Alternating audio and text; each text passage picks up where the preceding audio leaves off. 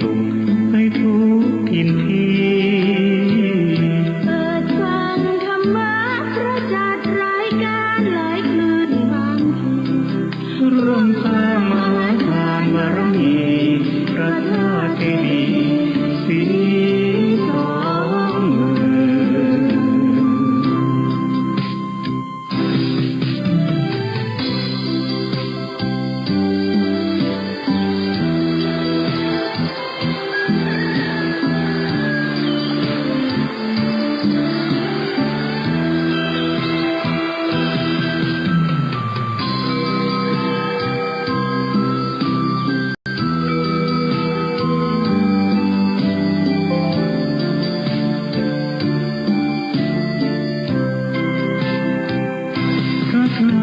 เจดีย์สี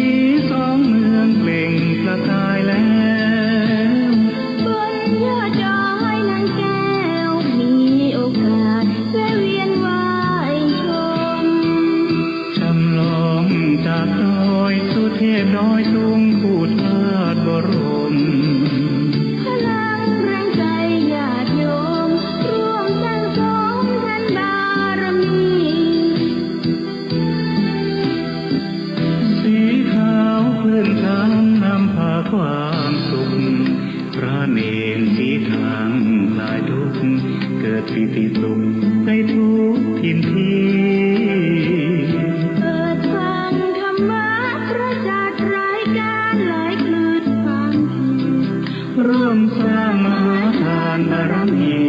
พระธาตุเจดีย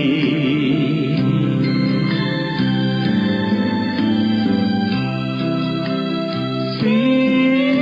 สองเมื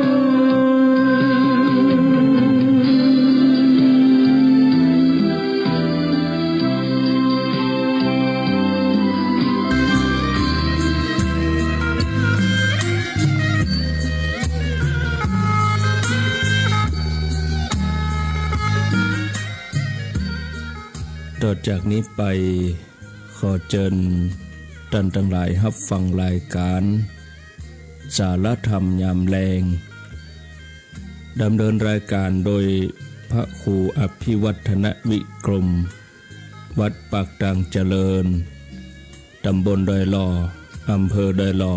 จังหวัดเชียงใหม่เชิญรับฟัง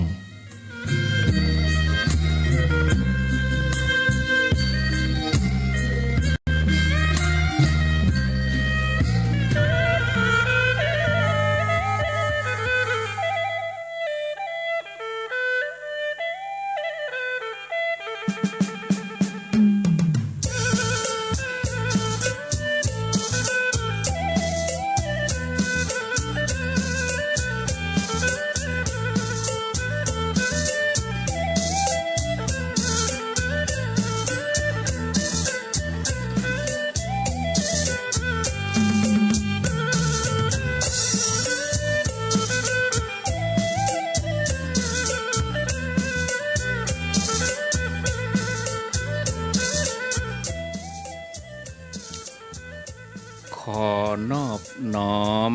เอากุลพระแก้วเจ้าทั้งสามประการอันมี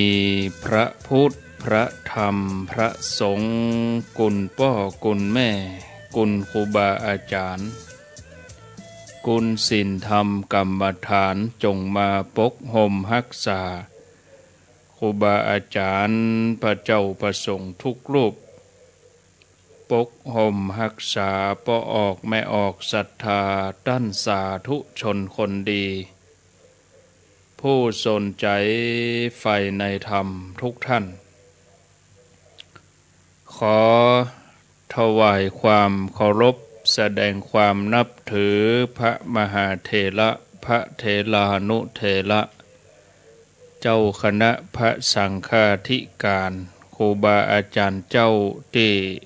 เปิดวิทยุฟังอยู่ที่วัดที่ว่าเวลานี้จุตนจุองค์เจริญปอนศรัทธาญาติโยมท่านสาธุชนทุกคนทุกท่านธรรมะสวัสดีเมื่อค่ำยามแลง เวลาดี4 โมงแรงตอนนี้เวลา16:04 นาที4 โมงกับ4 นาทีมาพบกับญาติโยมท่านทั้งหลายในรายการสาระธรรมยามแลงช่วงมรดกธรรมพื้นเมืองตามปกติแล้วเวลานี้ญาติโยมจะได้ฟังการดำเนินรายการจัดรายการโดยท่านพระปลัดจำนันสุธีโลวัดสันกูทองอำเภอเวียงป่าเป้าจังหวัดเชียงรายแต่เนื่องจากว่าวันนี้ท่านติดศาสนกิจบ่สามารถที่จะมาดำเนินรายการได้ตนตัวอาตมาภาพก็บ่ได้ไปที่ไหนก็มาแทนท่านถือว่าชดเชยเวลาให้กับศรัทธาญาติโยมที่บ่ได้มาในช่วงเมื่อแรงนี้มาเมินแล้วแต่ว่านี่ก็ได้มาดำเนินรายการแทนท่านพระครูสถาพรพัฒนรังสีเจ้าอาวาสวัดใหม่พัฒนาตำบลยางคามอำเภอดอยหล่อจังหวัดเชียงใหม่แล้ววันนี้วันพฤหัสบดีที่16ตอนนี้ก็16:06 นาทีพอดีวันนี้มาแทนท่านพระปลัดจำนันสุธีโลวัดสันกูทองมาปะกันในวันนี้เป็นวันพฤหัสบดี16 ธันวาคม 2564แล้วก็ญาติโยมท่านทั้งหลายแต่กี้ก็มีคนจำสับสนฟังตนหนึ่งแล้วก็โทรมาหาแถมตนหนึ่งฟังท่านพระคุณเจ้าที่เปิ่นจัดรายการไปแต่กี้คือท่านพระครูสังฆลักษณ์ธนอัตรัตนศิริวัดหาริการามตำบลต้นทงอำเภอเมืองจังหวัดลำพูนซึ่งท่านจัดรายการจบไปก่อนหน้าบ่าย 3-4 โมงเป็นประจำทุกวันพฤหัสบดี4 โมงถึง 5 โมงเวลานี้อาตมาภาพก็มาดำเนินรายการแทนพระคุณเจ้าตามที่ได้ได้เล่าไปแล้วสถานีที่รับสัญญาณอยู่ณเวลานี้ก็มีที่ FM 104.50 สถานีวิทยุพระพุทธศาสนาเพื่อการศึกษาและวัฒนธรรมวัดฝ่ายหินมหาวิทยาลัยเชียงใหม่ FM 104.50 แล้วก็ที่คลื่นธรรมะของชุมชนวัดห้วยตองซัก 98.75 สถานีวิทยุพระพุทธศาสนาวัดศรีปันเงินวัดศรีปันเงิน FM 88.25 กราบขอบพระคุณท่านทศพรวัดป่าจี้ตัวที่ท่านได้เชื่อมสัญญาณนำรายการนี้ไปสู่ป่าวิแม่วิท่านผู้ฟังที่อยู่ทางบ้านบัดเแต่นั้นก็รับฟังกันที่มนต์เสียงธรรม FM 106.25 วัดบุพารามอำเภอแม่แจ่มแล้วก็ที่สถานีวิทยุคณะสงฆ์อำเภอฝางวัดพระบาทอุดมน้ำบ่อสาวาสำนักวิปัสสนา FM 100.25 ก่อนที่จะมาฟังธรรมะกันนั้นก็ขอได้แสดงความเสียใจไว้อาลัยต่อครอบครัวของแม่อุ้ยอวนกิติลังกาแม่อุ้ยอวนกิติลังกาบ้านสันขวางตำบลสันติสุขอำเภอดอยหล่อจังหวัดเชียงใหม่ซึ่งแม่อุ้ยอวนนั้นก็เป็นผู้ฟังประจำรายการแทบจะทุกรายการเลยทีเดียวบ่าว่าเมื่อเจ้าบ่าว่าเมื่อขวายบ่าว่าเมื่อบ่ายเมื่อตอนเมื่อแรงจนฮอดเมื่อค่ำยามคืนแม่อุ้ยอวนกิติลังกาถ้าได้จังหวะเปิ้นก็จะโทรมาร่วมรายการกับครูบาอาจารย์กู้ตนแล้วก็ อันที่เป็นเอกลักษณ์ของเปิ้นนั่นก็เสียงไข้หัวเสียงยิ้มแย้มอารมณ์ดีที่เปิ้นโทรมาในรายการ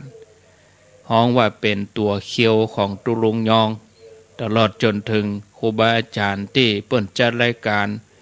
ถ้าแม่อุ้ยอวนโทรมานี่ก็เป็นว่าครูบาอาจารย์เปิ้นก็จำได้และใครกูตนบัดนี้แม่อุ้ยอวนกิติลังกาบ้านสันขวางอำเภอเดลอนี่แม่อุ้ยอวนได้ถึงแก่กรรมไปแล้วในเจ้าวันนี้วันที่16พอดี ก็ช่วงตีสี่ถึงตีห้าช่วงที่ตุลุงยองได้วางสายก็ยังได้ยินอุ้ยอวนโทรมาก็ถือว่าเป็นสายสุดท้ายเป็นครั้งสุดท้ายของแม่อุ้ยอวนที่ได้โทรเข้ามาวันนี้พอดี16ธันวาแม่อุ้ยอวนอายุได้86ปีแล้วก็วันที่8นะวันที่8ที่9เนี่ยญาติโยมแม่อุ้ยอวนก็ได้ไปร่วมงานเข้ากำที่ม่อนพระศรีสองเมืองตวยพอดีแม่อุ้ยอวนเปิ้นก็ขึ้นไปบ่ไหวโดยชราภาพเปิ้นก็นั่งอยู่ตังลุ่มก็มีตุลุงดอยหรือท่านหลวงพ่อพระครูปฏิภาณธรรมทินหลวงพ่อพระครูปฏิภาณธรรมทินก็เดินลงจากม่อนพระศรีสองเมืองเป็นตัวแทนของครูบาอาจารย์อาตมาก็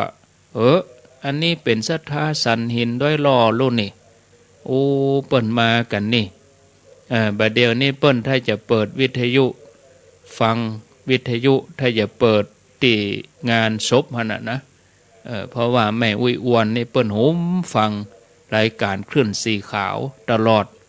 สถานีปิดเมื่อใดก็เป็นว่ารับเมื่ออันบางทีก็รับละก็มีอาตมาก็บ่ได้ลงไปตักได้อู้ก็ตุลุงดอยหรือพระครูปฏิภาณธรรมทินหลวงพ่อก็ลงไปเป็นตัวแทนของครูบาอาจารย์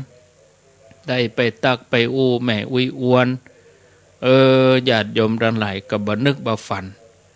ครั้งสุดท้ายมีจริงๆครั้งสุดท้ายมีจริงๆเมื่อเฮามีร่างกายแข็งแรงดีแล้วก็อันยังที่เป็นบุญเป็นกุศลอันยังที่เป็นคุณงามความดีก็เข้าใจเห่งทำเห็นเห่งทำแข่งกับเวลาแข่งกับสังขารร่างกายที่ทรุดโทรมไปแล้วก็ต้องแข่งกับพญามัจจุราชที่จะพรากชีวิตเฮาไปทุกขณะญาติโยมท่านทั้งหลายคนเฮากู้คนบ่ว่ายากดีมีจนก็ภาธนาชีวิตที่ดีงามชีวิตที่ดีงามนั้นแต่ละคนมีความเข้าใจแตกต่างกันบางคนเข้าใจว่าหมายถึงชีวิตที่พร้อมไปด้วยทรัพย์สมบัติมีชื่อเสียงเกียรติยศมีอำนาจมีหน้าที่มีการงานที่มั่นคงมีครอบครัวที่อบอุ่นส่วนบางคนก็มองว่าชีวิตที่ดีงามคือชีวิตที่มีธรรมะมีเครื่องอุ่นใจมีที่อุ่นใจมีสรณะมีที่เปิ่งไว้ปกป้องรักษาใจเป็นเข็มทิศให้กับชีวิตของเฮาญาติโยมทั้งหลายกึดง่ายๆญาติโยมทรัพย์สมบัติทั้งหลายเนี่ยถึงเวลาเฮาก็ต้องจากไปชื่อเสียงเกียรติยศเฮารับราชการถึงเวลาเฮาเกษียณก็บ่มีละหน้าที่การงานเวลาเฮาชราเฮาก็แยกหยังบ่ได้ครอบครัวบางทีเฮาก็อยู่คนเดียวเฮียอยู่กับ2เท่าเฮียบางทีก็คนเท่าตายละไปสามีตายละภรรยาตายละลูกหลานก็ไปอยู่ที่อื่นหมดเนี่ยอันนี้ก็ถือว่าสิ่งเหล่านี้ที่ว่ามานั้นบ่ได้มั่นคงอันอย่างเลยอันอย่างที่ทำให้ชีวิตเฮาดีงามมั่นคงนั่นคือการเป็นบุคคลที่มีธรรมะเป็นบุคคลที่ใส่ใจในธรรมะเอาธรรมะมาเป็นสรณะเป็นที่เปิ่งรักษาใจญาติโยมแล้วก็มีเข็มทิศ ในการเดินทางญาติโยมท่านทั้งหลายหลายท่านได้ใจความเพียรพยายามมาตลอดทั้งชีวิตเพื่อที่จะให้บรรลุถึงชีวิตที่ดีงามสำเร็จพ่องผิดหวังพ่องเสียใจพ่องแต่ส่วนใหญ่แล้วเฮาก็มักจะใจความพยายามความเพียรของเฮาขันติความอดทนนั้นเฮาก็ให้ความสำคัญกับการทำให้ชีวิตเป็นอยู่อย่างมีความสุขบ่ว่าจะเป็นความสุขระดับใดแถมอย่างหนึ่งก็คือเฮากู้คนนี่ปรารถนาที่จะอยู่ให้ดีแต่ว่าความจริงอย่างหนึ่งที่เฮาจะต้องพิจารณานั้นคือเฮาหนีบ่พ้นนะเฮาอยู่ดีแต่เฮาหนีบ่พ้นหนีบ่พ้นคือทุกคนต้องตายที่ถึงความตายนี่ญาติโยมก็เพราะว่าถือว่าเป็นการไว้อาลัยดวงวิญญาณของแม่อุ้ยอวนกิติลังกาซึ่งเป็นผู้ฟังรายการธรรมะของครูบาอาจารย์ก็จับจังว่าโอกาสที่อาตมาได้มาแทนผู้ดำเนินรายการก็ถือโอกาสได้ได้กล่าวได้เตือนสติให้ศรัทธาญาติโยมซึ่งเป็นตัวอย่างให้เราได้หันชัดเจนคนฟังหมู่เดียวกันเนี่ยญาติโยมทั้งหลายก็หายไปกำคนสองคนที่บอกว่าเฮาหนีบ่พ้นความจริงตัวนี้บอกว่าเฮาจะอยู่ดีมีสุขต่อใดประสบความสำเร็จชีวิตก็ในที่สุดทุกคนก็ต้องไปส่วนใหญ่ญาติโยมท่านทั้งหลายเฮาก็เมื่อเฮามีร่างกายแข็งแรงเมื่อเฮามีทรัพย์สมบัติจับจ่ายใช้สอยอย่างสะดวกมือเฮาก็นึกถึงแต่การอยู่ดีกินดีแต่เฮาก็มองข้ามเรื่องการที่เฮาจะตายดีที่จริงแล้วเนี่ยญาติโยมการอยู่ดีกับตายดีเนี่ยเป็นเรื่องเดียวกันนะแต่ถ้าหากว่าเฮาพอบะหันถึงความเกี่ยวเนื่องกันเฮาก็จะมัวสนใจแต่เพียงแต่การอยู่ดีเท่านั้นทั้งที่การตายดีน่าเป็นสิ่งสำคัญที่เฮาจะต้องกึดตัวหลายท่านก็บอกว่าบ่ควรจะมากล่าวบ่ควรจะมาเพราะว่ามันบ่เป็นมงคลแต่ญาติโยมถึงอย่างใดก็จ้างเฮาทุกคนก็จะต้องได้ปะเฮาจะต้องได้พบศรัทธาญาติโยมท่านผู้ฟังบ่ใจนึกถึงแต่เรื่องการอยู่ดีอย่างเดียวนะท่านสาธุชนทั้งหลายเวลาถึงความตายคนส่วนใหญ่ก็จะรู้สึกว่าสยองมันสยองไปถึงหัวใจเลยคือบ่อยากได้ยินบ่อยากจะฟังบ่อยากจะบ่อยากฟังแม้แต่คำว่าความตายที่เป็นอย่างอีกก็เพราะว่าเฮาทั้งหลายพอความตายเป็นสิ่งที่น่ากลัวเหลือเกินแต่ความเป็นจริงแล้วนี่ญาติโยมความตายบ่ใช่เรื่องน่ากลัวสิ่งที่น่ากลัวก็คือใจของเฮาเนี่ยไปวางที่บ่ถูกต้องก็ยกตัวอย่างคือว่ากลัวตายบ่เข้าใจความตายดีถ้าหากว่าเฮารู้จักวางใจได้อย่างถูกต้องความตายก็บ่น่ากลัวแล้วเมื่อถึงเวลาที่เฮาจะต้องตายเฮาก็สามารถไปอย่างได้สงบการไปอย่างสงบเฮาจะฮ้องว่าเป็นการตายดีก็ได้คือแบบบัดทุรนทุรายญาติโยมทั้งหลายนะญาติโยมบางท่านนี่พิจารณาพอเนี่ยไปแบบทุรนทุรายนะทรมานบางทีทุกลูกทุกหลานต้องเฝ้าดูแลประคบประหงมดูแลกันเป็นแรมเดือนแรมปีแต่ถ้าไปแบบง่ายๆไปแบบบัดทุรนทุรายนี่ไปแบบใจพร้อมเปิ้นว่าน้อมรับ ความเป็นจริงโดยดุษฎีดุษฎีคือยอมรับความจริงที่ว่านี้ก็คือการพลัดพรากจากไปความตายนี่เป็นธรรมดาของกู้ชีวิตบอกว่าญาติโยมผู้ฟังบอกว่าอาตมาตนกู้ชีวิตเมื่อเกิดมาแล้วก็ต้องแตกดับไปการตายนั่นดีคือดีอย่างใดคือเราต้องยอมรับความจริงยอมรับความจริงแม้ว่าย่ำไข้ผาธนาย่ำบ่อยากไปเตื้อแต่เมื่อถึงเวลาก็สามารถไปได้อย่างสงบนี่ศรัทธาญาติโยมทั้งหลายเฮาคงจะเคยได้ยินได้ฟังเรื่องของคนที่เปิ้นตายอย่างสงบตายอย่างสง่าเนาะคนนี้นี่เป็นลูกศิษย์ของอาจารย์พุทธทาสมีชื่อว่าอาจารย์โกวิทเขมานันทะเคยเล่าถึงอุ้ยของเปิ้นเมื่อถึงเวลาจะสิ้นลมเปิ้นก็นั่งสมาธิเอาหลังอิงเสาแล้วก็ไปอย่างสงบในท่านั่งอาจารย์โกวิทซึ่งตอนนั้นเป็นละอ่อนก็เล่าว่าอุ้ยหน้าตาอิ่มเอิบเบิกบานผิวพรรณผ่องใสทั้งที่ชรานักแต่สิ้นลมไปโดยที่บ่มีอาการน่ากลัวเลยเป็นการไปอย่างสงบอาจารย์ท่านนี้ก็อู้ถึงป้าแถมคนหนึ่ง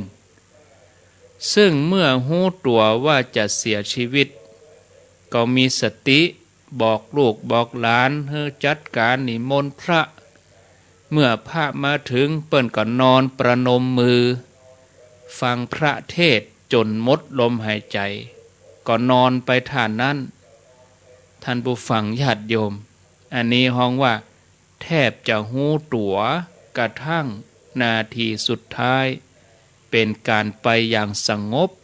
ท่านผู้ฟังน่าสงสัยว่าถึงวันนี้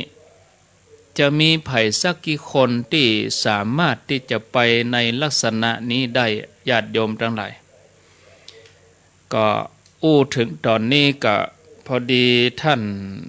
อาจารย์นิพนธ์วัดพระธาตุดอยสะเก็ดได้เขียนบทกลอนนะเมื่อฮู้ข่าวว่ายายอวนถึงแก่กรรมท่านอาจารย์นิพนธ์หรือว่าภัทยาโนภิกขุ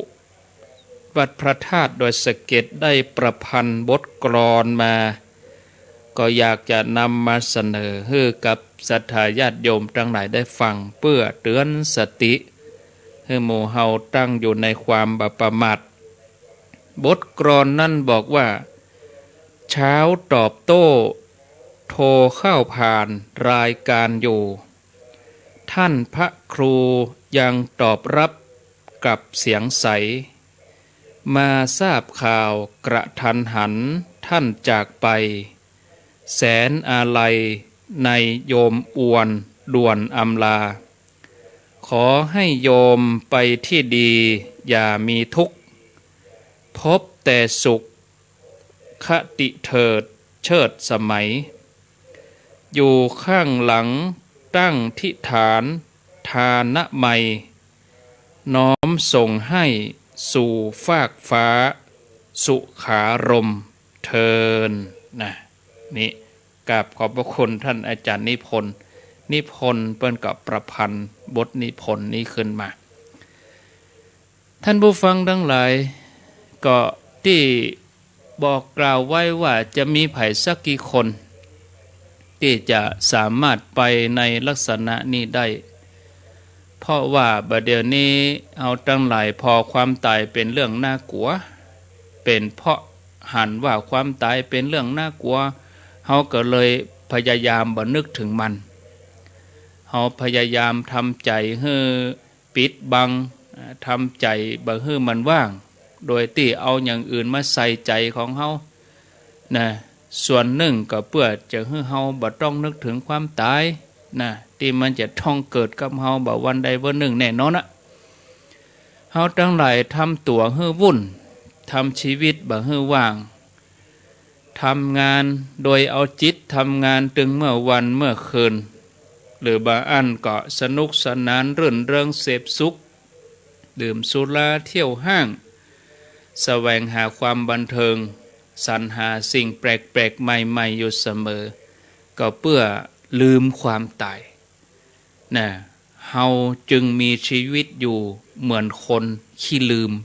นะคือคนลืมตายถึงวันนี้ญาติโยมคนที่อยู่แบบลืมตายนี่มีจำนวนนักคือลืมไปว่าตัวเองจะต้องตายถามว่าเฮาทั้งหลายกลัวตายก็กลัวแต่เฮาต้องปะก็ต้องปะแน่นอนทุกคนกลัวตายแต่ก็ต้องปะแน่นอนคนส่วนใหญ่เมื่อมีชีวิตอยู่แบบลืมตายถึงเวลาสิ้นลมก็จะมีอาการทุรนทุรายตามกรรมโบราณที่คนบอกเก่าว่าคนหลงตายคือตายด้วยความหลงไปด้วยความทุกข์ทรมานกระซับกระส่ายยิ่งสมัยนี้เนี่ยญาติโยมมีเทคโนโลยีต่างๆมากมายทำให้เฮาเบนความสนใจทำให้เฮาไปยึดเอาสิ่งเหล่านั้นญาติโยมเป็นการได้ทำให้เฮาเกิดภาวะหลงนะญาติโยมอันนี้ให้เฮาพิจารณาเนาะอันเนี้ยเปิ้นให้เจริญมรณานุสติการเจริญมรณานุสตินี่เป็นสิ่งสำคัญสำหรับเจ้าพุทธเฮานะมรณานุสตินี่เป็นกรรมฐานหนึ่งในจำนวน40ที่พระอัฏฐกถาเปิ้นได้เอารวบรวมไว้แล้วก็เป็นสิ่งที่เฮากุคนที่จะน้อมนำมาประพฤติปฏิบัติ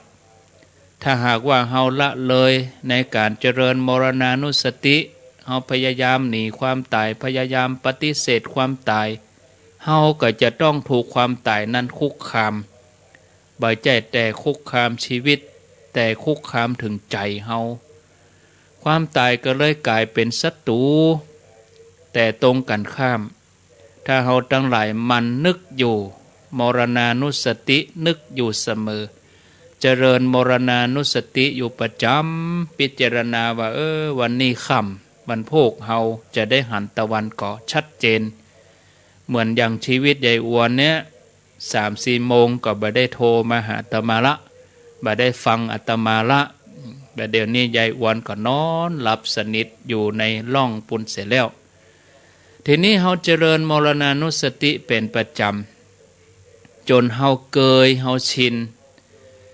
แล้วญาติโยมความพลัดพรากหรือความตายนั้นก็จะกลายเป็นมิตรกลายเป็นครูกลายเป็นอาจารย์ความตายหรือว่ามรณะภัยจะกลายเป็นครูกลายเป็นอาจารย์ของเฮาที่จะเขี่ยวเข็นให้เฮาได้เห่งทำความดีในขณะที่เฮายังมีลมหายใจนี้ขณะที่เฮายังมีร่างกายแข็งแรงเฮาพอที่จะทำอันอย่างได้อยู่นี่เนี่ยจะช่วยให้เฮาเข้าถึงธรรมะอันนี้เป็นจุดหมายสูงสุดของเจ้าพุทธเนอะศรัทธาญาติโยมมรณานุสตินี่บ่ใช่เป็นเพียงการนึกถึงความตายที่เกิดขึ้นกับเฮาต่ออันนะนี่อันนั้นเป็นส่วนแรกของมรณานุสติมรณานุสติมี2 ส่วนแรกคือนึกถึงความจริงว่าเฮาต้องตายเฮาต้องจากโลกนี้ไปแน่นอนต่ออันก็ยังบ่พอเฮาต้องนึกต่อไปแถมว่าเฮาเองทุกท่านทุกคนแม้กระทั่งตนตัวอาตมาสรรพสัตว์สิ่งมีชีวิตทั้งหลายที่อยู่บนโลกนี้สามารถที่จะตายทุกโอกาสทุกเวลานะทุกเมื่อแม้เป็นคนหนุ่มคนสาวเมื่อคืนก่อนไปเทศงานศพที่บ้านดงสันปะตองบ้านแม่อันนั้นเปิ้นเป็นลูกตำรวจอายุ29กำลังจะแต่งงานหน้าที่การงานกำลังดีนะท่านตำรวจเนเปิ้นเป็นป้อกับเปิดธุรกิจให้ลูกนะกล้าลงทุนเสี่ยงเกือบหลายล้าน 5-6 ล้านเหมือนกันเปิดธุรกิจการขายรถมือสอง ลูกอายุ29ก็ต้องด่วนจากไปวันนี้เราก็มาได้ยินข่าวแม่อวนแถมอายุ86ก็บอกว่าอายุต่อใดนะศรัทธาญาติโยมแม้ยังเป็นหนุ่มเป็นสาวก็ตามสำหรับคนส่วนใหญ่นี่อาจจะมองความตายนี่เป็นสิ่งที่แย่แต่ที่แย่ไปกว่านั้นก็คือเฮาหลงเฮาบ่ฮู้ศรัทธาญาติโยมที่เฮาบ่ฮู้คือว่าไปแน่เมื่อใดอาจจะวันพุกวันฮือเดือนหน้าปีหน้าเนี่ยศรัทธาญาติโยมนะยายอวนที่จริงตั้งใจจะไปยกชัดอยู่เหมือนกันนะแต่ก็เป็นหน้าบุญของเพิ่นนะศรัทธาญาติโยมเนาะมรณานุสติส่วนที่สองมีสองส่วนหนึ่งก็คือนึกถึงความจริงว่าเราต้องตายแน่นอนอาจจะเป็นวันพรุ่งนี้ก็ได้สองคือเราถามตัวเองว่าเราพร้อมหรือยังเราทำบุญกุศลเราทำความดีมานักพร้อมหรือยังเนี่ยส่วนที่สองนี่นะญาติโยมก็จะมาโยงถึงการปฏิบัติคือเราจะต้องทบทวนว่าเราได้ทำสิ่งที่ควรทำแล้วหรือยังคุณงามความดีบุญกุศลส่วนนี้ญาติโยมทุกคนถ้าเราพิจารณาถูกต้องก็จะเป็นการกระตุ้นใจของเราให้ขวนขวายในการทำความดีบ่ได้พัดวันประกันพรุ่งว่าสืบผูกสืบฮือวันผูกก่อนวันฮือก่อนกำเดียวก่อนรอฮือเท่าก่อนอีนะท่านผู้ฟังทั้งหลายเนี่ยเราควรจะทำสิ่งเหล่านี้บ่ว่ากับตัวเองบ่ว่าครอบครัวพ่อแม่ลูกหลานส่วนรวมสังคมพระพุทธศาสนาเราทำหน้าที่เหล่านี้ครบถ้วนตึงภายนอกภายในหรือยังสำหรับการที่เราจะพลัดพรากพร้อมที่จะจากไปอย่างนิรันดร์บ่มีวันได้กลับมาแถม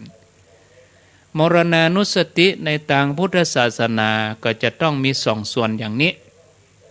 เพียงแต่ว่านึกถึงความตายอย่างเดียวยังบ่ใจมรณานุสติที่สมบูรณ์เขาจะต้องโยงมาสู่การปฏิบัติตัวเขาโดยคือเมื่อเขารู้ความจริงเหล่านี้เขาก็ใจความจริงของชีวิตเนี่ยเป็นเครื่องกระตุ้นให้เกิดการปฏิบัติคือเห่งแข่งกับเวลาแข่งกับสังขารที่มันสุดโทรมลงไปสังขารของเขานี่มันลุไปถึงวันนะอัจเชวะกิจจะมาตพังโกชัญญามรณังสุเวรีบทำความเพียรเหียเสียตั้งแต่วันนี้เนอใครเล่าไผจะฮู้ว่าพรุ่งนี้ความตายจะมาเยือนนะความเพียรเป็นกิจที่จะต้องทำวันนี้ไผฮู้ความตายที่จะมีจะเกิดขึ้นเป็นปัจฉิมโอวาทก็มีองค์พระสัมมาสัมพุทธเจ้าพุทธองค์ทรงตรัสเป็นปัจฉิมโอวาทพระองค์ก็ตรัสในทำนองนี้ว่าสังขารทั้งหลายมีความเสื่อมไปเป็นธรรมดาท่านทั้งหลายจงทำความไม่ประมาทให้เกิดขึ้นทำความบ่ประมาทให้ถึงพร้อมสังขารทั้งหลายมีความเสื่อมไปเป็นธรรมดาอันนั้นก็หมายความว่ากู้ชีวิตก็จะต้องเสื่อมไปลุไปนะมันยุติเก่าบ่ได้อย่างเวลานี่กะนาฬิกาเดินหน้าไปติ๊กๆแหมสักชั่วโมงเดียวก็มืดแล้วตะวันก็พร้อมที่จะตกลงมาตะวันลับขอบฟ้าพระอาทิตย์อัสดงตกลงไปนะวันพวกเฮาบ่แน่เฮาอาจจะบ่ได้สวัสดีอันนี้คือความประมาทฉะนั้นเฮาจะต้องทำความเพียรให้เต็มที่นะ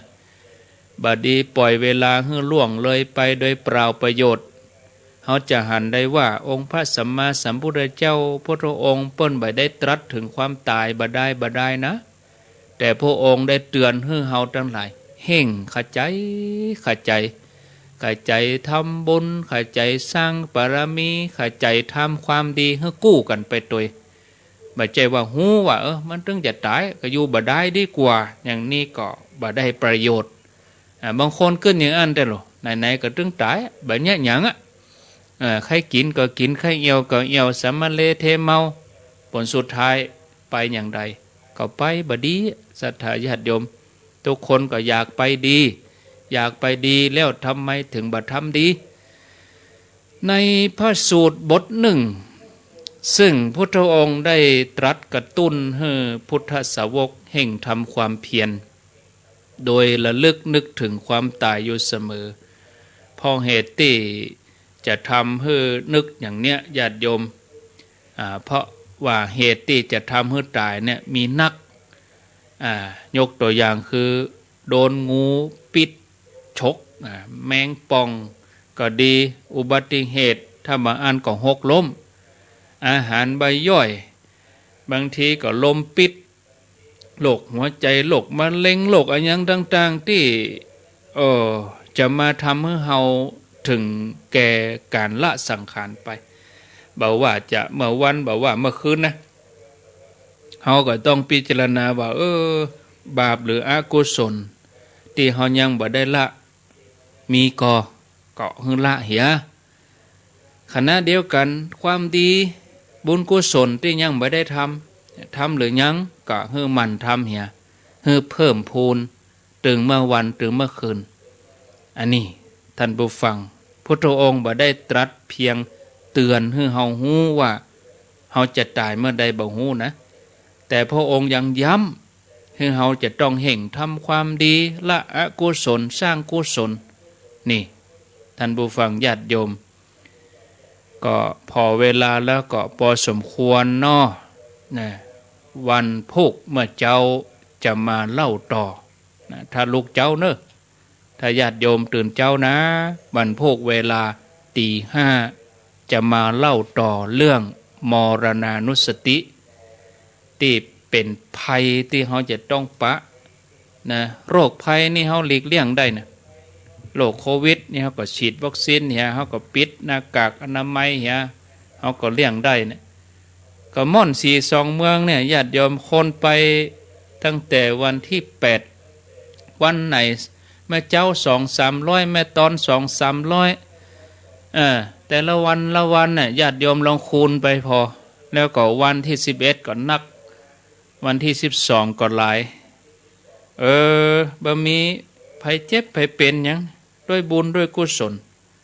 สิ่งที่ญาติโยมทั้งหลายทุกท่านทุกคนได้ประพฤติปฏิบัติอันนี้เฮาเชื่อมั่นในบุญกุศลนะเชื่อมั่นในพุทธานุภาพธรรมานุภาพสังฆานุภาพเชื่อมั่นในพุทธรัตนะธรรมรัตนะสังฆรัตนะเชื่อมั่นในบุญกุศลที่เฮาเนี่ยเฮาทำนะถ้าเฮาบ่เชื่อหมู่นี้แล้วเนี่ยอันยังจะมาปกปักรักษาเฮาศรัทธาญาติโยมเฮาก็จะต้องเชื่อมั่นในบุญกุศลเชื่อมั่นในสิ่งที่เฮาประพฤติปฏิบัตินะญาติโยมทั้งหลายแล้วอาตมาภาพก็เชื่อมั่นว่าญาติโยมทั้งหลายที่เฮาฟังกันถึงวันนี้ก็เป็นผู้ที่เชื่อมั่นในบุญกุศลเหมือนกันทุกคนอาตมาภาพขอพักฉันน้ำสักกำก่อนเนอะฟังรายนี้ไปไหนกระเดียวปิกมาวางสายเจริญปอน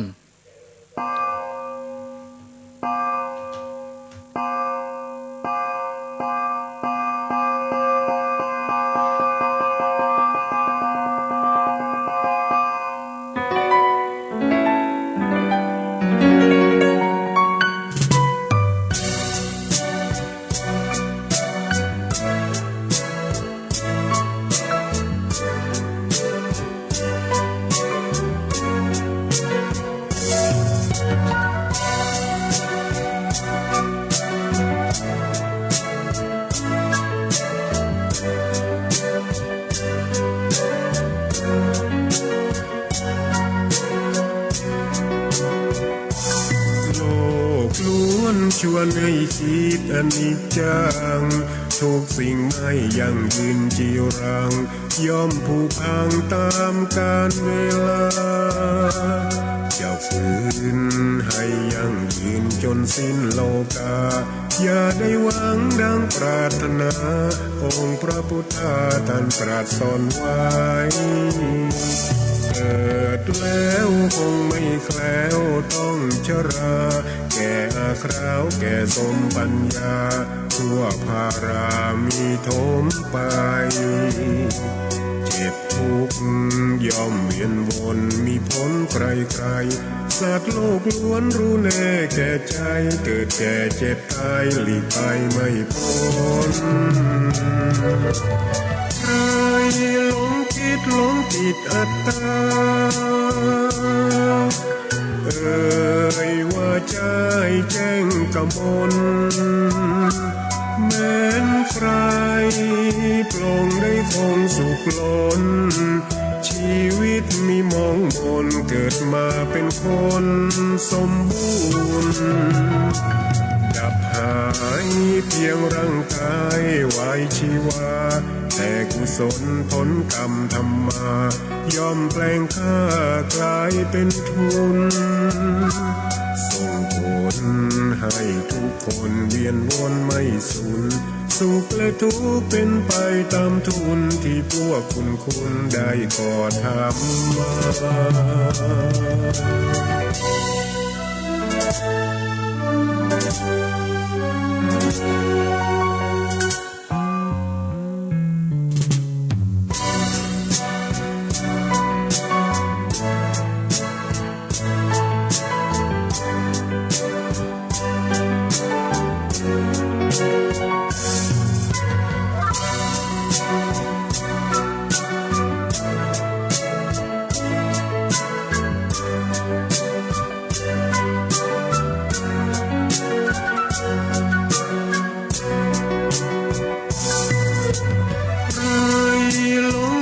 หลงติดอัตตาว่าใจแจ้งกมลแม้นใครปลงได้คงสุขล้นชีวิตมีมองมนเกิดมาเป็นคนสมบูรณ์ดับหายเพียงร่างกายไว้ชีวาแต่กุศลผลกรรมธรรมาย่อมแปลงค่ากลายเป็นทุนส่งผลให้ทุกคนเวียนวนไม่สูญสุขและทุกข์เป็นไปตามทุนที่พวกคุณได้ก่อทำมา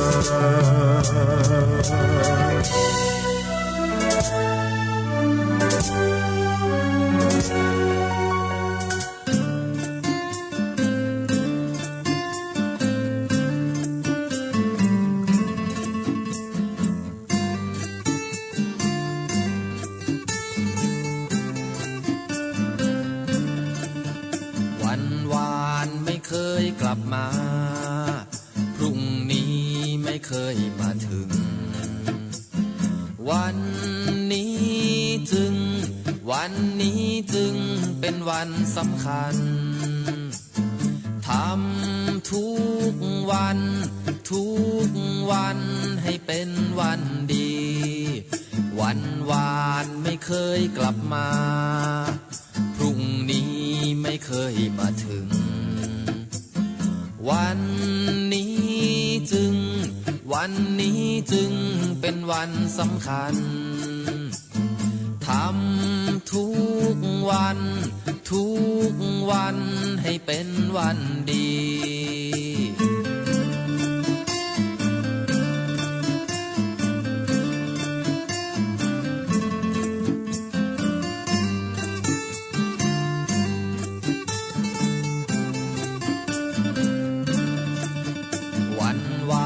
ไม่เคยกลับมา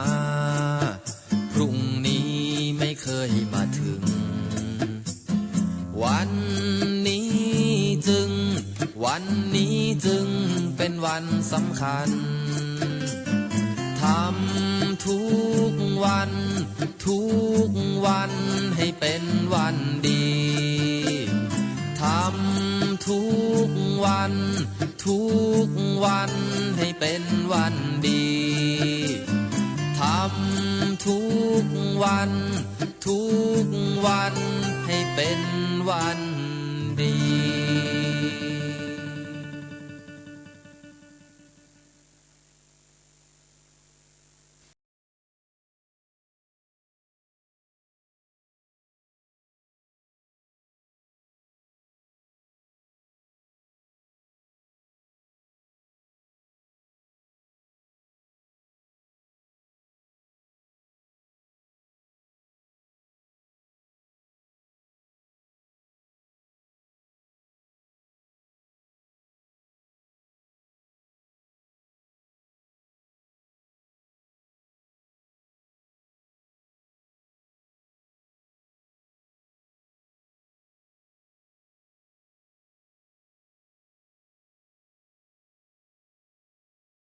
แล้วศรัทธาญาติโยมท่านสาธุชนคนดีทั้งหลายทุกท่าน ก่อนที่จะได้เปิดสายนั้นก็พอดีกราบขอบพระคุณท่านอาจารย์พระสมุวิสุวัตวรกิจโจท่านได้บันทึกเสียงของแม่อุ้ยอวนกิติลังกาที่แม่อุ้ยอวนได้โทรศัพท์มาร่วมรายการกับตุลุงยองตอนแต่เจ้านี่นะวันเนี้ยวันที่16แต่เจ้านี่เดี๋ยวขออนุญาตเปิดให้ญาติโยมฟังเพื่อเป็นการน้อมระลึกนึกถึงแม่อุ้ยอวนเหตุกรรมเนาะก่อนที่ญาติโยมจะได้โทรมาเนอะเดี๋ยวรอสักกรรมนะศรัทธาญาติเจริญปอนไม่จ่าเจ้าหลวงพ่อนะเจ้าอุ้ยอวนโอ้ฟังแล้วโทรเข้ามาบอกได้ก็มาได้ดีกว่าลังกาเนาะกิติลังกาตัวองค์ฟังเจ้าแล้วเจ้าสาธุสาธุเนอบุญรักษาหลวงพ่อเนอสาธุโทษวันนั้นหลวงอ้นไปมันได้ขึ้นดอยใช่ไหมมันสูงเนี่ยเอวะแล้วเมงฝาขึ้นไม้แหละพักขี่โค้งตุลุงดอยทำละจบศรัทธาญาติโยมท่านทั้งหลายเนาะใครจะโทรมาแจ้งผลการรับฟังสนทนาหรือว่าร่วมไว้อะไรกับแม่อุ้ยอวนกิติลังกาก็ได้นะศรัทธาญาติโยมทั้งหลายชีวิตตั้งอยู่ในความบัพประมาทเนาะเอาทั้งหลายฟังธรรมเขาก็ควรจะเข้าถึงธรรมขององค์พระสัมมาสัมพุทธเจ้าฟังแล้วก็ได้นำไปพิจารณาสอนจิตสอนใจตัวเองนำไปประพฤติปฏิบัติมีสติอยู่ทุกวันเนาะ0998366322ไผจะอู้จะโทรเข้ามาสนทนาธรรมก็ขอเจริญพรเวลาโทรมานี่ก็ญาติโยมเขาปิดวิทยุให้กันแล้วก็เล่งโทรศัพท์สายแรกเข้ามาเจริญพรว่าสายเจ้าท่านพระครูไอ้ดูอีวันแท้ขอแสดงความเสียใจเจ้าเนออุ้ยอวนกิติลังกาเจ้าได้ยินอยู่ก็นั่นน่ะได้ยินเสียงเจ้าจะโทรมาสักกลางเกก็โทรเอ็นดูเนาะโทรจากไหนนี่จะโทรจากนันทลานเมืองฝางเนาะนันทลานเจ้าแล้วมันได้หันด้วยวันฟังอยู่ก็ว่านะจะไปนัดปะกัน14กุมภาพันธ์เนี่ยหมู่โทรศัพท์พ่องหมู่ที่การแต่ยังได้ยินท่านว่ายายเจ้าตุลุงบอกว่ายายอวนขึ้นบ่ได้นั่นอันน่ะวัดแกอยู่ตรงประคังรอยหลอกอะครับอยู่สันขวางสันติสุขปากทางวัดหนองเหียงนี่กะปากทางเข้าวัดหนองเหียงนี่สันติสุขท่านวัดหนองเหียงไม่จริงจะดูเลขแกนะท่านพระครูวรธรรมนาถนะกะเจ้าสาธุแสดงความเสียใจก็ว่าวันที่14กุมภาพันธ์นี่นะหมู่อ่านกรไปหมู่ห้องเพลงไปนะจะให้ตุลุงดำเนินรายการนะอ่านกรอ่านเต็มที่หมู่ห้องเพลงห้องเต็มที่นะ14กุมภาพันธ์น่ะหมู่โทที่เขาเคยฟังก็เสียงกันเนี่ยแล้วเขาก็ไปปากดตัวกันท่านเนี่ยเนาะยายอวนละเขาไปอย่างนี้เจริญปอนเปิ้นบุญเนาะเจ้าท่านพระคุณเจ้ายายอวนนี่บุญสู่บุญเตะกับเขาโทรมาบอกแม่ตั้งแต่อันเปิ่นหูข้าวเนี่ยแม่กับจะโทรบอกอาจารย์กับกวางมาแน่ใจนะก็เลยรอฟังข่าวก็ตกใจเหมือนกันนะเฮาร่างกายเฮาแก่เท่าเฮาต้องระวังเด้อแม่เด้อไปก็เต้าก็ก้นก็นั่นนะกันนะจะเป็นให้ได้ก้นนะก็น่าก็ว่าอันเปิ่นหัวไปเห็นนอกก็ว่าจะได้เนาะเท่าแก่มาเขาก็นั่งละอ่อนขอมันเนี่ยร่างกายเฮาอย่างอันก็ดีอยู่อันกระปลายเดือนนี่แม่โทรไปอู้กันอยู่ บางทีแข่ง แล้วก็ไปหา อ่อนไปคนเดียวน่ะ ที่ท้ายเนี่ยที่แม่ไปหนแล้วเนี่ยก็ไปหาทุกครั้งแม่ไปแม่ก็จะป้าเป็นไปกินข้าวเลยไงก็ไปหนแล้วนี่ไปปุ่นไปบ้านโซฟกับมาได้ป้าแม่ก็เลยไปสั่งอันกับส้มสั่งไก่ย่างสั่งอย่างไรที่เปิดนี่ไงไปทุกครั้งแม่ก็จะต้องป้าเป็นไปกินข้าวโดยทุกครั้งนี่สีนี้แบบได้ป้าสักครั้งไงอยู่กำลังอู้กันอยู่วันนั้นว่าอันยายวันยายจะไปหาเนยมาไม่อู้กันอยู่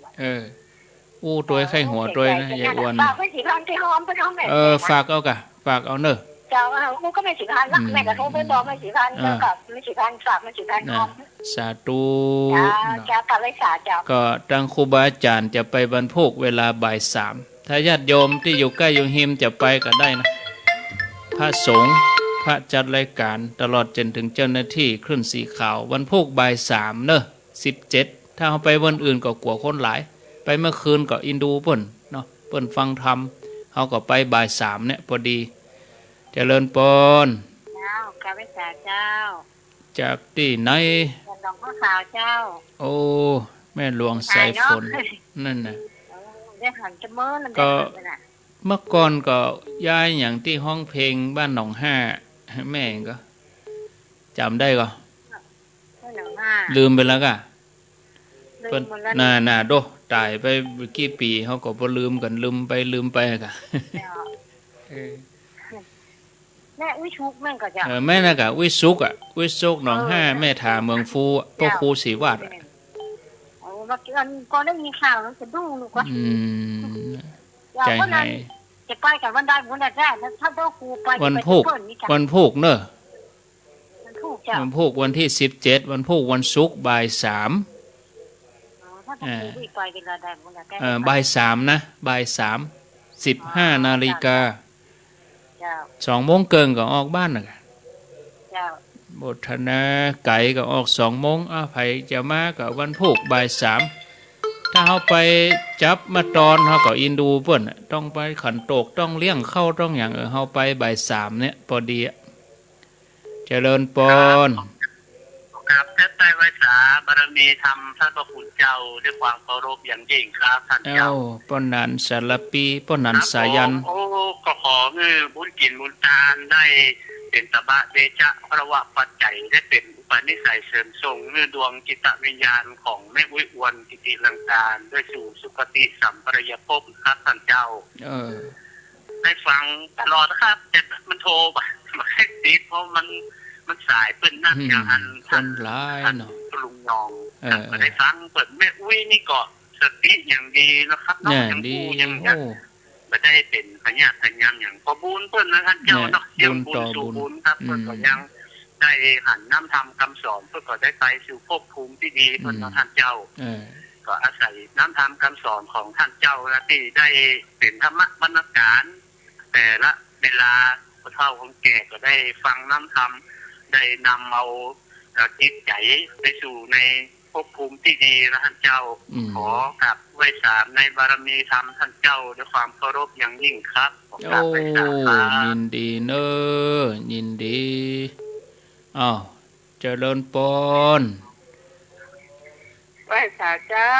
แม่จรุนปกปิงเมืองบุญฝนแต่เลยเนาะไปแบบง่ายไม่ได้เจ็บได้ป่วยยังไม่ได้ต้องเจ็บต้องทรมานอย่างนี้ทางว่าได้เครียดนั่นน่ะ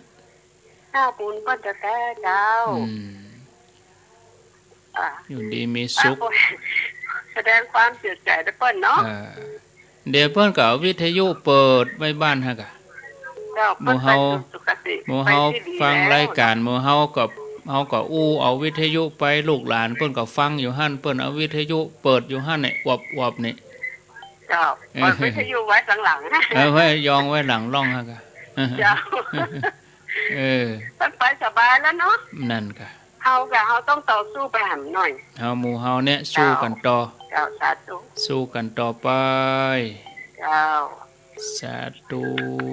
เอาละเนาะญาติโยมทั้งหลายมีเข้ามาแถม 2-3 นาทีเจริญปนขอลาไปก่อนบ่ศรัทธาสายสุดท้ายเจริญปนกลับไปตาพระอาจารย์จ้า จากที่ไหน ขอแสดงความไม่อะไรหลวงอ้นไปนะเจ้า แม่หลวงอ้วนน่ะอินดูเนาะ หลวงอ้นเมื่อไรจะเต็มได้ยันจุดที่แก่เพราะว่าหลวงอ้นมีปัญหาโทรศัพท์ไปสถานีวัดพระบาทเจ้าอ๋อโทรกดติดด้วยนะโทรติดด้วยนะยายอ้วนนี่เจ้าก็โทรมันติดเจ้าจะเอาไปปะกันเนี่ยเอาอู้ต่อให้จบเหรออู้จบก่อนอันโยมกะว่าจะเน้นรักว่าจะเอาลูกโป่งหินยายอ้วนเป่าในวันที่เก่าเนี่ยเจ้ายายอ้วนไปให้แล้วแต่ยายอ้วนเปิ้นก็ไปดีแล้วเจ้าอาจารย์เนาะเปิ้นมีตีเกาะตีเปิงนะเจ้าเอาพระรัตนตรัยเป็นที่พึ่งดีแหละเจ้าโอทนาเนอสาธุเอาละเตอีกันเนาะญาติโยมหมดเวลาหมดเดี๋ยวจะเหลื่อมล้ำเวลาตนอื่นรายการอื่นเปิ้นไปเนาะก็ขอบคุณในกรรมที่ญาติโยมของทั้งหลายอู้จามาก็เฮาทั้งหลายฟังกันเนี่ยญาติโยมเตือนสติเฮาจัดดีเนาะบอกว่าเจ้าซ้ายใบค่ำตั้งอยู่ในความบัประมาทเนาะมันปฏิบัติบำเพ็ญบุญบำเพ็ญกุศลทำคุณงามความดีกันต่อไปนะญาติโยมท่านทั้งหลายก็นึกใจนะวางใจว่าโอ้เอาไปปะกันวันที่เก้าฝ่ายหินปุ้นดีก้าอีนะหมู่ที่อ่านกรหมู่ที่ห้องเพลงถ้าวันที่เก้าบัดสะดวกกับพวก14 กุมภาอีนะวันที่14 กุมภาความฮักในพระพุทธศาสนาฮักหมู่เดียวกันฮักธรรมฮักธรรมะนี่นะศรัทธาเนาะเอาลาไปก่อน